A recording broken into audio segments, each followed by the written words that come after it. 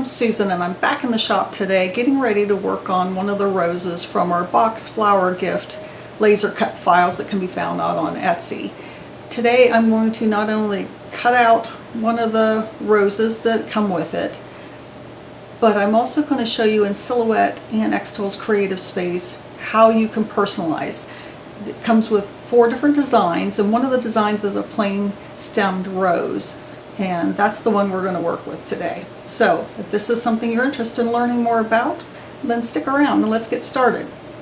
So the first thing we're going to work on is cutting out one of the love roses. So let's get started.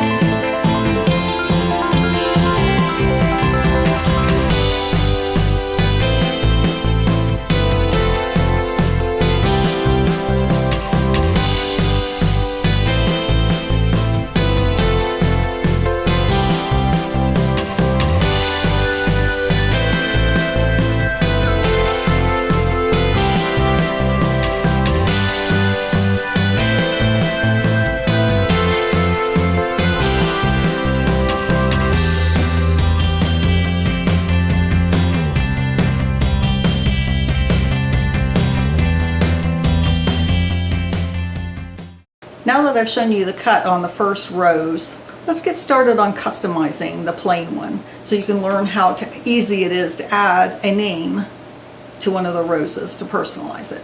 So let's get started on that. So as you can see, I already have Silhouette Studio open on my PC, and I also have the SVG for the long stem rose plain. Now this file can be cut just as it is, or it can be, this is the file that you want to use when you want to insert a name. It has two layers. This is the top layer, and then this is the bottom layer. The layer that we're going to be working with today is only the top layer, because once we insert a name, it's no longer going to match with the stem for the second layer. So we'll push that aside. So two things I guess you could do with that is you can push it aside and not use it. If you can turn that off when you do your laser, or you can delete it at this point in time, because once we get done with all the work, you're going to save it as an SVG and bring it into your laser software, and it won't affect the original file that you'll be able to use again and again. So for purposes of today, I'm going to take this and I'm going to delete it. I'm going to come over here to the left-hand column and click A because I want to insert a name. 144 font is way too big, so let's bring that down to 48. It just makes it a little bit easier to see. And now, when you're combining or welding fonts together and you pick a font, a lot of times the first letter of the font does not connect with it. The rest of it, even though you pick a cursive or script type font. So what I like to do is I like to type my first letter and then click, and then do the rest of the name in a different piece. So let's type the rest of it. Oops. Okay, so I don't like the font that it is in now, so I'm going to click on it and highlight it, and then come up here and select a brush script MT. So that's what I'm going to use today. I'm going to click on the rest of the name, double click, and highlight it, and then come up here and change it to the same thing, which is brush script MT. Now we're going to bring them together. We want them to overlap just a little and line up with each other. And then we're going to highlight them all. We're going to come up here to the top. You'll see two shapes here, and that are weld selected shapes into one shape, and that's what you want to do. You want to do a weld. So click on that icon, and as you can see, it is now one piece. You can bring it up to the top, and that's a little small. So what we want to do is click on it, take one of the corner boxes and drag it till it's a size that you want to see. It looks about right. And then position it on here. I think that's about the right size. So the next step we want to do is we want to come over in the left-hand column, click on this, and click on a square. We want a rectangle. Draw out a rectangle. Now we want to click on the name, and we want to look at the size that this name is. It's a 1.803 by 0.845.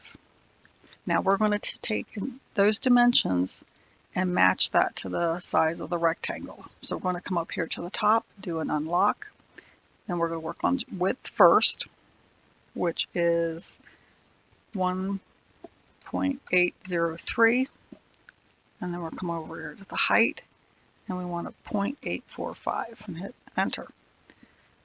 And that changes the dimensions of the box, and they will match the same dimensions of the name, as you can see. So as you can see, it matches the same dimensions as the name.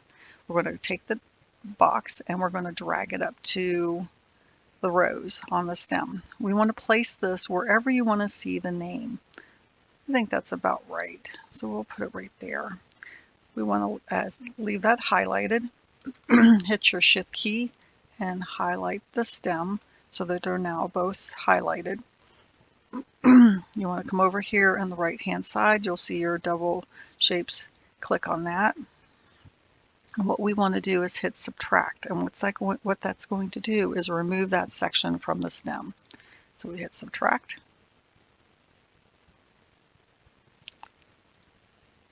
and you now have two pieces of the stem. So we're going to take the name, click on it, drag it up to the center. We want it to overlap with that top piece of the stem. We want to click on the bottom piece of the stem. We want to move it over. Whoops, a little bit too far. Now I want it to connect with this piece of the name as well as tie into the top part of the N also. I can't do that with the S because I'd have to bring it clear over into here, and I don't know that that'd look right. So, but I am going to move it over just a little bit more. To click on the stem, move it over just a little bit more. Now, what we're going to do is we're going to click on this, hit your Shift key, hit the name, and we are going to hit that button up here again, which does a weld. And then we're going to hold the Shift key down with the front part highlighted, and click on this and hit weld again. So as you can see, the bottom part of the stem is now welded to the name, and the name is also welded to the top part of the flower. Now I want to click on the whole thing and look at the size of it. Because of the piece that we removed and moving the name around a little bit, we've changed the dimensions of the rose. It still has the width of 3.25, but the full length of the rose should be 8 1/4. So we're going to resize that.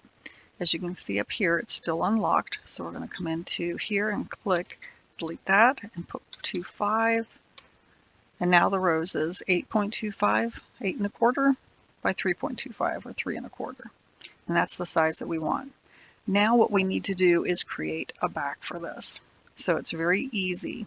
I want this to cut out and look, have that same shape of the name. So all we're going to do is click on this, and we're going to do a copy, Control C, and paste, Control V. And as you can see, it made another, duplicated that rose again. Now to make the back, we're going to click on this. We're going to hit the right button on your mouse, click on that, and release compound path. Click off of your flower, and you'll notice that all the pieces are individual pieces now. So what we want to do is delete the pieces of the leaves as well as all the inside pieces of the rose, because we want a solid back for the second bottom layer of this rose. So we'll just go through here and we can delete, or what you can do is highlight a few of them, being careful not to delete the edge, and delete. There. Now we've cleaned everything out. I like to leave this little cutout because it shows the between the actual rose and the stem itself. Now, this is the back portion is done, so and cleaned up. So we're going to highlight all of it, and we're going to hit the right mouse button again and click on Make Compound Path, and that will tie everything back together, and it won't be individual pieces. So, as you can see, we now have a back. It still matches up with the rose itself, and that provides the back that you can paint red and green, and then it will show through all these little slats. But yet in the stem, the name will match right up with the back. The backing provides color and dimension to the rose, but it also provides some stability to the rose. It gives it an extra layer to thicken it up because these stems are fairly thin. So next we want to do is, once you're done with this, you'll want to come up here and you'll want to do a file, save as, save to your hard drive, and then you'll want to save it as whatever type of file. You can save it as a Studio 3 file first, and then you can come in and save it as a PNG, SVG, depending on whether you got the business edition or Silhouette, to what you can save things as. But you're going to need, and depending on the software that you're using for your laser, what kind of file type is required for your laser. Okay. All right. So next we're going to move over to xTool's Creative Space. As you can see, I've got the same file open in my xTool Creative Space as well that I had open in my Silhouette. You have the two different layers of your rows. I'm going to enlarge this a little bit so it just makes it a little bit easier to see. And basically we're going to do the same thing. Each software works a little bit differently, names things a little bit differently, and you'll see that as we start working through Creative Space if you have an xTool product. So first thing we want to do is come in here. And I'm going to remove the back. I'm going to come over here to T for text and click here, do the first letter of the name, and then come over here and do text again, and we'll do the rest of it. Now I'm going to change this font. You do that by clicking on what you're working with and coming up to the top, hitting this arrow key will bring up your menu of what you can choose, and I'm going to do the same font, so I'm going to do brush. So I'm going to do a brush script MT. I'll come over here and I'm going to do the same thing. I'm going to type in brush and do the brush script MT. So I'm going to drag this over, overlap it just a little bit by hitting my arrow keys to the right or left. We'll move it, or up or down, we'll move it right or left, up and down. So you want to click on the first letter, hold your shift key down, click on the rest of the word, and we're going to come up to the top. These are your functions to, as in Silhouette, this was a weld. In Creative Space, they call it Unite. So we are going to unite that name. And as you can see, it's a little bit small for what I want. So I'm going to make that a little bit bigger. And then I'm going to position it where I want it. And I think that looks good. Now I'm going to come over here on the left-hand column, click on rectangle. I'm going to draw a rectangle, and I'm going to size the rectangle to the name, just like we did before, which is a 2.142 by 0.955. So come over to your rectangle, select that, unlock it, and we're going to create 2.142 by 0.955. And they are the same. So I'm going to bring this down. Click on it, drag it down. You can see it's the same. I'm going to bring it up here just like we did before. Overlap it where you want it. Well, with that being selected, select the rows also. And then we're going to come up here to subtract. Click on the subtract, wait for it to do this thing. Now, there's something a little different here, is in Silhouette, it broke these into two pieces, where here in Creative Space, they're still connected. They still think they're a compound path. So what you need to do with this selected is come up here to release. It says release compound, which that is release compound path. So we'll click that, click off, highlight everything at the top because we want to keep that as a compound path. Come up here and click make compound vector. And now as you see, these are separate, totally separate pieces. So we're going to click on the name and we're going to bring it up to where we want to place it in here. That looks good. So we're going to click the beginning of it, the name, and we're going to come up here to where it says Unite, which is again the same as a weld. Then we're going to take the end piece and we're going to use our arrow keys to move it over. I don't like to move it.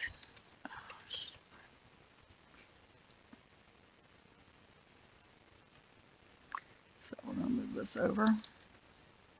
Oops. So move it over.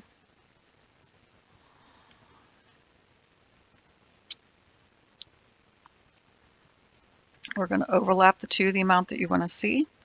We're going to highlight this one, hit the Shift key, click on the beginning of it, and we're going to unite them. And it's simple as that. Now the next step we want to do is look at the size of it. As you can see, it's 3.25. We need to make sure that we unlock it so when we change the width of it, it doesn't change the height of it. So the width needs to be 8.25, and there we go. Now our rose is back to the dimensions it needs to be, which is 8.25 by 3.25. Now we need a back for it again. So to do that, we need to do in here, we can do a copy and paste, which is a Control-C, Control-V. We're going to come up here and do a release compound. We're going to do the same exact thing that we did in Silhouette. We're going to use our delete key, select each of these, and delete the pieces.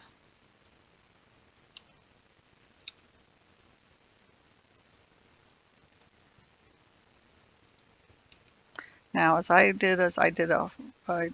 took my mouse button, I clicked, and then I just dragged it, and it highlights an area.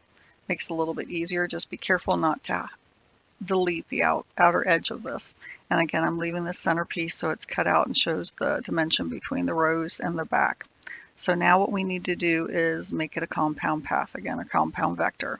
So click here, and we are all done. And this should be the exact same dimension as the rows above, and you now have a back for it. And it is that simple. You're going to save it as an XCS file, and you want to make sure you do not save it over top of the long stem rows plain SVG file that you were given, whether you're working in Silhouette or any other piece of software.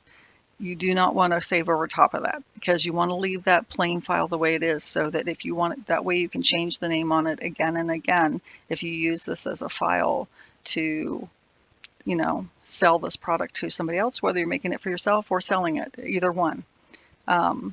Make sure you don't save over top of it. Save it as a different file, whether you're doing whichever software you're using.